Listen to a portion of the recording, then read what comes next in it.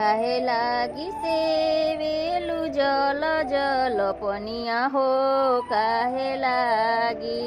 ए सेवेलु हमार घटिया हो काहे लागी ए सेवेलु हमार घटिया हो काहे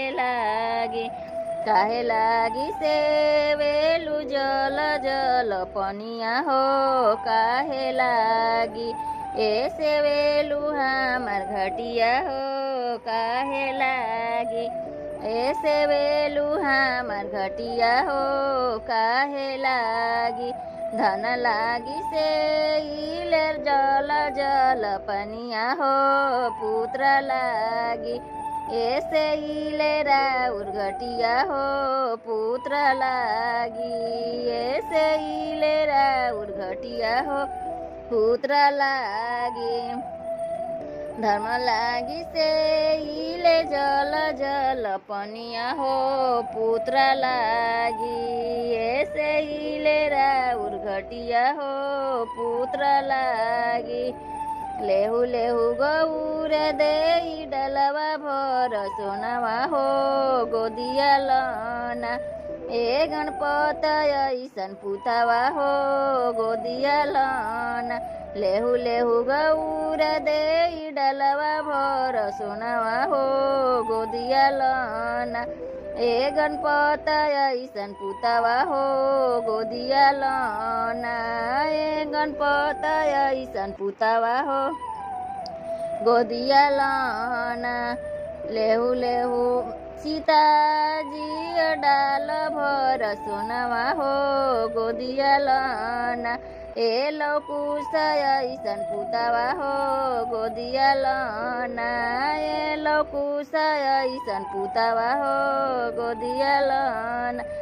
काहे लागी सेवेलु जल जल पनिया हो काहे लागी ए सेवेलु हमार घटिया हो काहे लागी